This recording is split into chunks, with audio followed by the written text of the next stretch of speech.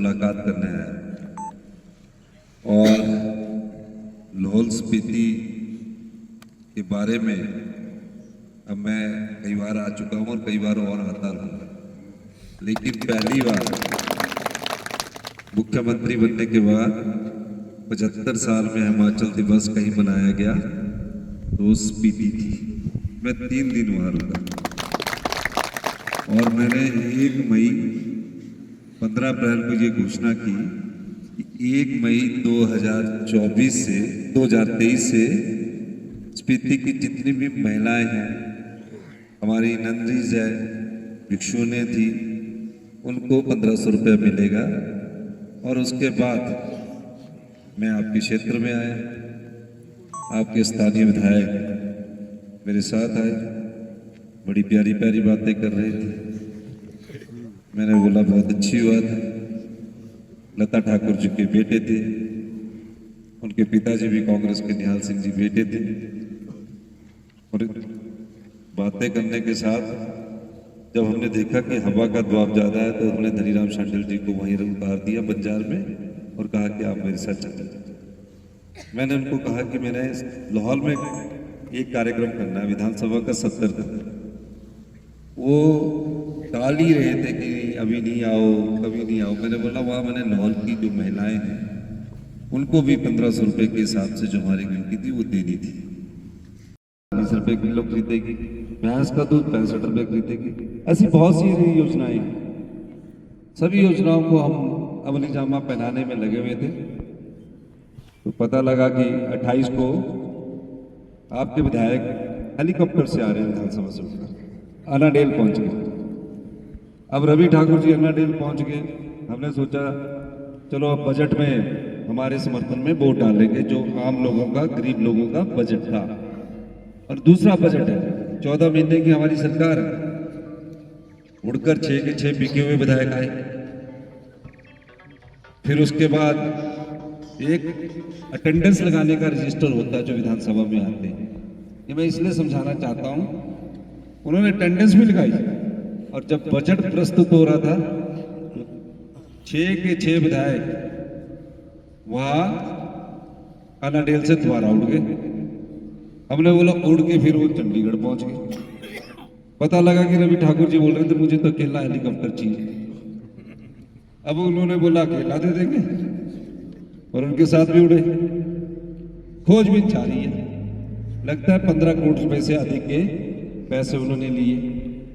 अब वो आपके पास पैसे भी बांटेंगे तो उनसे अपने पैसा भी लेना है, डबल लेना है, क्योंकि अब ये सोचेंगे ना कि हमको पैसा बांटकर हमने वोट खरीदना है। अगर वो वोट खरीदते हैं तो जो आपके आने वाली पीढ़ी है और जो आपकी संस्कृति है उसको खरीदने की कोशिश कर रहे हैं।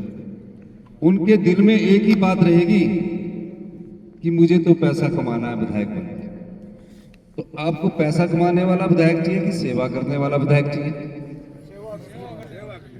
तो सेवा करने वाले विधायक का हाल देख लिया आपने।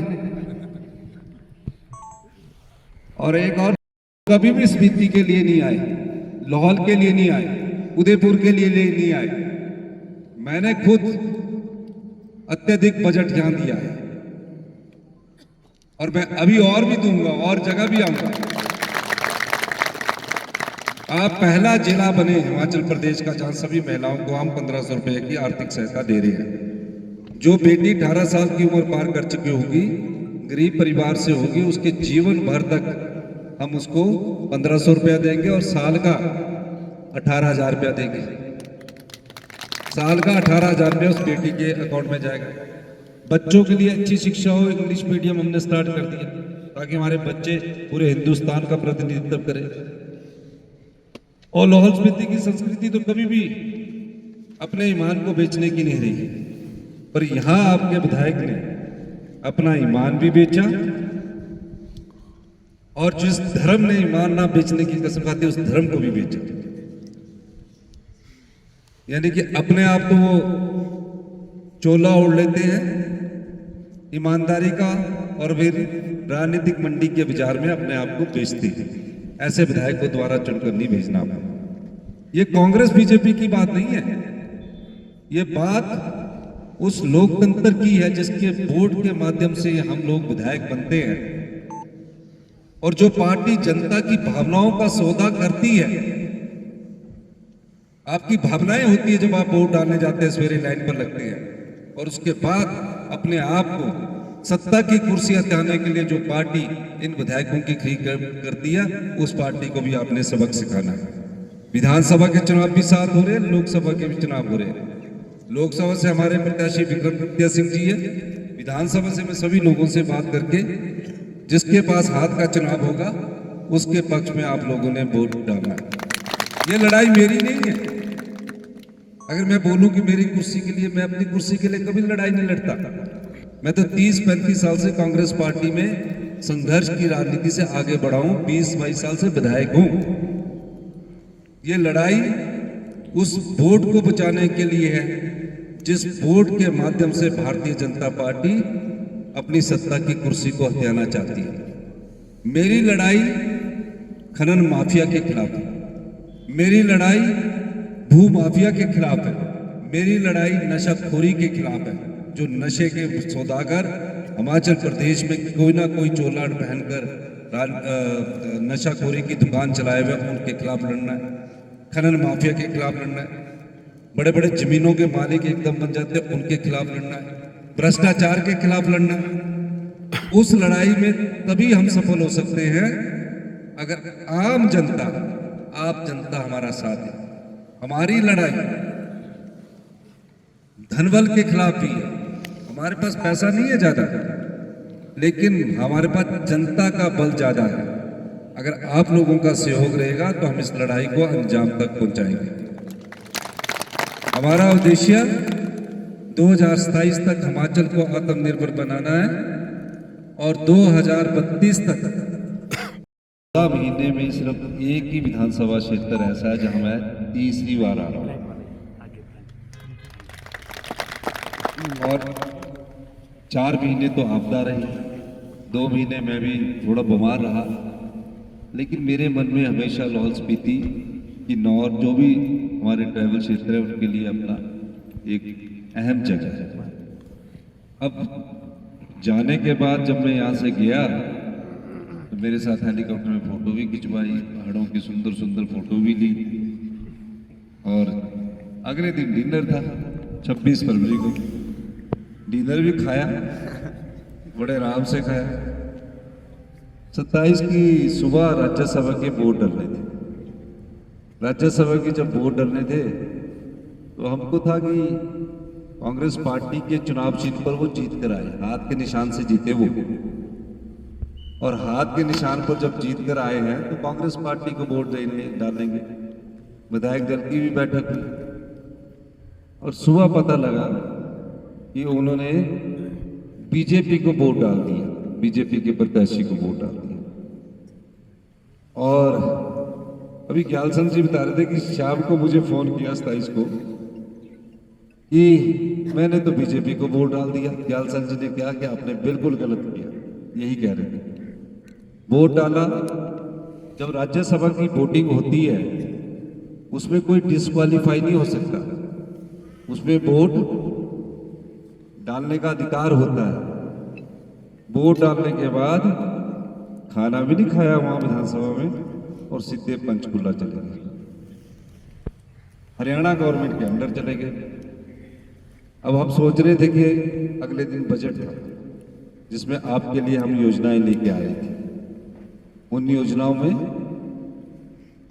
1500 रुपए के लिए बजट का प्रावधान किया गया था। 70 साल से ऊपर के जितने बुजुर्ग बैठे हैं उसके लिए हम आपको योजना लाए कि उनका सबका जो भी 70 साल से आदि की उम्र का होगा उसका सारा इलाज सरकार करवाएगी। मनरेगा में लगे हुए जो हमारी बहनें हैं, कल्पना की नींव हमने हिमाचल प्रदेश के जब से हमारी सरकार बनी है हमने नीतियां बनाना शुरू कर दी। आपके हाथ में पैसा कैसे पहुंचे, ग्रामीण अर्थव्यवस्था कैसे आदि मजबूत हो, गांव के लोगों के हाथ में पैसा कैसे पहुंचे, क्योंकि हम खुद किसान परिवार से, कर्मचारी परिवार से, हमारी माता जी तो आज भी खेती करते हैं, लेकिन वो खेती जो करते हैं तो मुझे पता लगता है कि एक किसान को कितनी मेहनत करनी पड़ती है, उसके हाथ में कैसा पैसा पहुंचे। इस दृष्टिकोण से हमारी सरकार ने गांव के लोगों के हाथ में पैसा पहुंचे, हमने नियम और नीतियां बनाना शुरू की है। इसलिए आज सिर्फ मैं क्यों मिलने आया आपसे कि कोई भी चुनाव के प्रत्याशी का चयन करने से पहले मैं आपसे एक अनुरोध करना चाहता हूं। टिकटार्थी सब होते हैं, सब मांग करते हैं, लेकिन आप सही मायने में जिसको भी कांग्रेस पार्टी टिकट देगी तो आप हाथ के निशान के ऊपर सब लोग एकजुट होकर चलेंगे, ऐसा मेरा विश्वास है। चलेंगे आप सब लोग? हाथ खड़ा करके बताओ सब।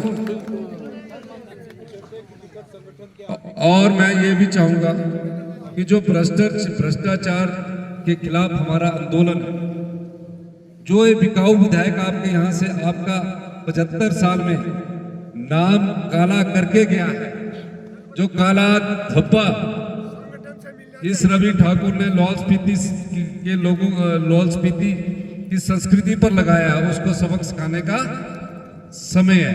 क्या है?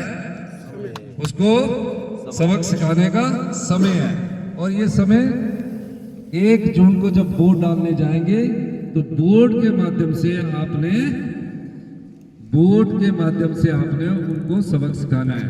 और लाहौल स्पीति की जनता उसको ऐसा सबक सिखाए कि उसकी जमानत जब्त होकर जब जाएगी तब वो महसूस करेगा कि जो लाहौल स्पीति के लोग हैं वो कितने धार्मिक आस्था में विश्वास करने वाले लोग हैं, कितने ईमानदार लोग हैं। इस बिकाऊ विधायक को इस प्रकार का सबक सिखाने के लिए आप लोगों को इकट्ठा होना पड़ेगा। आप इकट्ठा होंगे सारे कि नहीं होंगे? हाथ खड़ा करके बताओ ना। आवाज दो, आवाज दो। कांग्रेस पार्टी जिंदाबाद, कांग्रेस पार्टी जिंदाबाद। आप चिंता ना करिए।